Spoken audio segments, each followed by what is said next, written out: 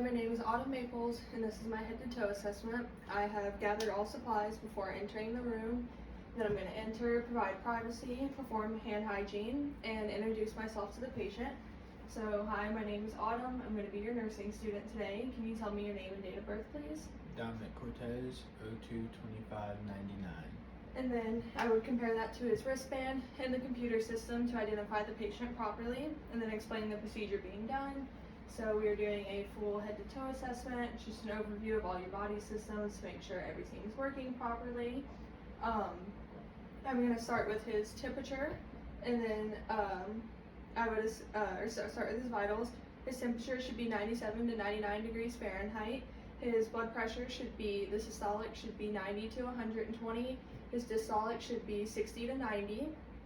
His pulse should be 60 to 100 beats per minute.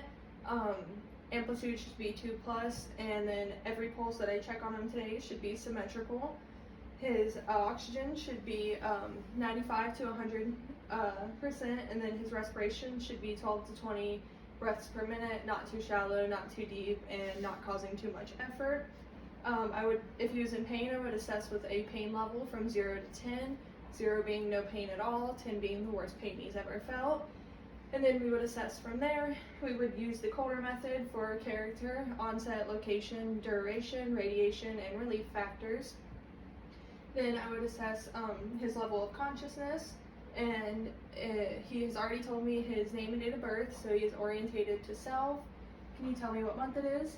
November. Can you tell me where we are at? The house. And then what are we doing? The head-to-toe assessment. Alright, so he is oriented ×4 as well. For his mood and behavior, he's been calm and cooperative so far. Throughout this whole thing, I will inspect his body, or his skin, inspect and palpate for color, temperature, lesions, moisture, and edema. I will also complete a Braden skin scale on him. He should be a 23, which is no risk for the pressure ulcers, and then going below 18 would start being categorized for being at risk for pressure ulcers. I will also inspect his whole body, head to toe, for assess his body for any wounds, drains, invasive lines, or IV sites. And then we would start with his head. He has a corrected lens, but do you have any problem hearing or have any hearing aids? I do not. Alright, and then we'll go to the patency of his nostrils. So I would close one nostril at a time, have him breathe through. Did you have any trouble doing that? No. Alright, and then to inspect and assess his oral mucosa, mouth, lips, teeth, and tongue, cranial nerve 9, his glossopharyngeal, and then his cranial nerve 10, his vagus nerve. I will use my pen light, and can you open your mouth and say ah? Alright, the color and moisture looks correct, and then his palate rose symmetrically, and the gag reflex was also as well. And then we would inspect his external eye structures, which is the eyelash and eyelids. Eyelashes are evenly distributed. And then we would inspect his external ocular movements, cranial nerve 3, 4, and 6, his trochlear, oculomotor, and abundus nerves. And then I'm going to use my pen light, or you can use your finger. And if you could just follow with your eyes, I'm going to go in a star. And back to the middle each time. Alright, that was good. And then to inspect for a pupillary response, I would dim the light and use them on each side. Alright, and then to this side. Alright. I would use the Perla method. His pupils should be equal, round, reactive to light, and accommodating. They dilated correctly. And then I would use my pen light, and can you follow it to just with your eyes, keep following it. Alright, his eyes crossed and constricted evenly. And then moving on from the eyes, I'm going to check his cranial nerve 11, his spinal accessory nerve, and resistance. So can you push against my hand? And then this side. And I'm going to press on your shoulders. Could you shrug against them? Alright. And then we're going to inspect for jugular vein distension. I would set my patient up to at least 45 degrees and then look for those bulging veins. And then to palpate his carotid arteries, I will palpate one at a time to not restrict blood flow. The pulse should be 60 to 100 beats per minute, 2 plush, and it should be regular then. And then using the bell of my stethoscope, I would auscultate his carotid arteries one at a time as well. I should hear nothing, or I would hear a simple S1, S2 sound. If I were to hear swishing or bruise, that would indicate turbulent blood flow. Then moving to his upper extremities, I'm going to inspect and palpate fingernails and then check for capillary refill in all 10 fingernails. It should be less than 3 seconds for each finger. And then I'm going to inspect his hand grasp strength, give him 2 of my fingers and just let him grasp those. All right.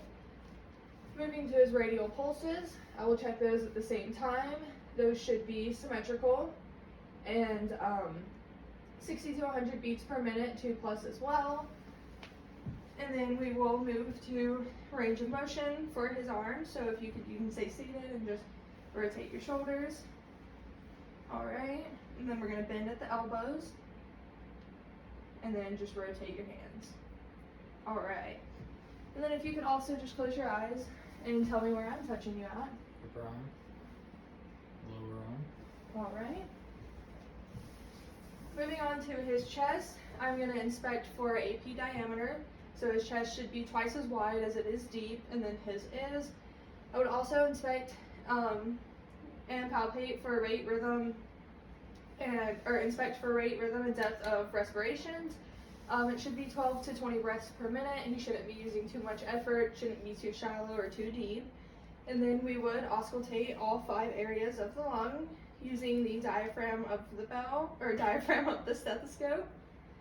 And then, so, I would start at the second intercostal space on his right midclavicular line, and then we would go to the left midclavicular line, and then 3, 4, 5, 6, 7, 8, 9, and 10.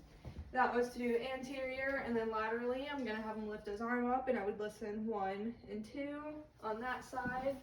Laterally on this side as well, 1 and 2.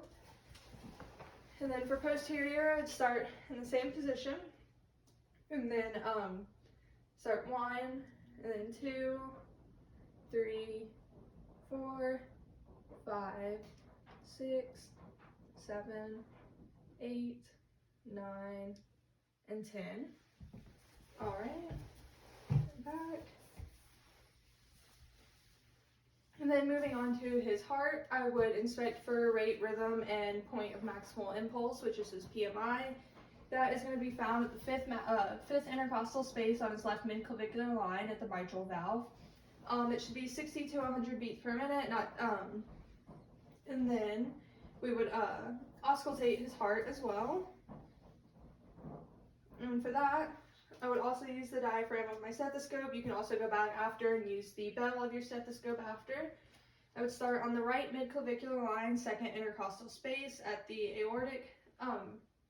And then also on his lung sounds, I would have heard clear bronchial sounds. If I would have heard any bronchi, wheezing, or stridor, anything like that, that would have been an abnormal sound to hear. But for his heart sounds, I would start at the right midclavicular line, second intercostal space, and that would be his aortic valve. S2 is going to be heard louder than S1. And then his pulmonic valve is the left midclavicular line, second intercostal space. S2 is also going to be heard louder than S1. Erb's point, third intercostal space on that same left side. S1 and S2 would be heard equally. Tricuspid valve, fourth intercostal space. S1 is going to be louder than S2. And then fifth intercostal space, the mitral valve. S1 would also be louder than S2.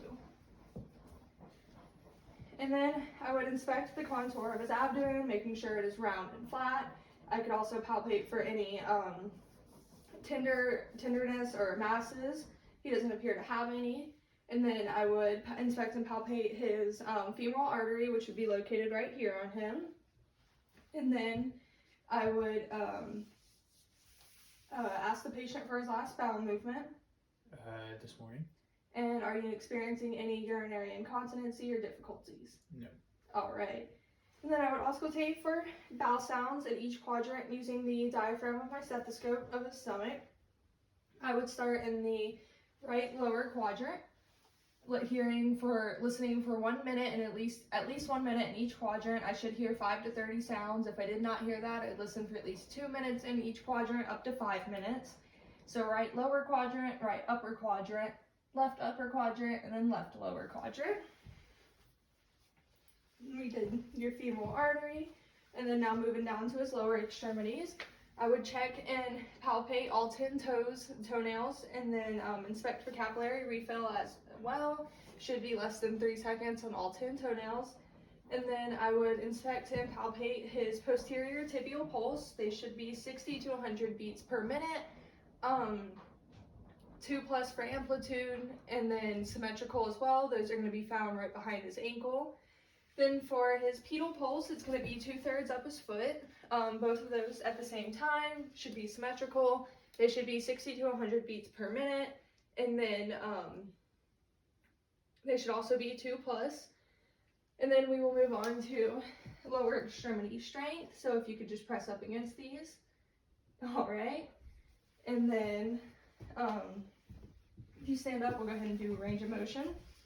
All right. If you could bring your knee to the sky and then back down, other side, back down, put your leg up, your ankle to the sky, back down, other side. All right. And then knee back up and rotate that foot. And then put your other leg, rotate that foot. All right. And then you can sit back down. And then if you could just close your eyes real quick, and one more time, tell me where I'm touching you. Upper legs. All right, and then, Lower legs. all right. You can open your eyes. And then that would complete our head to toe assessment. So I would perform hand hygiene again, and then chart and document everything that we just went over.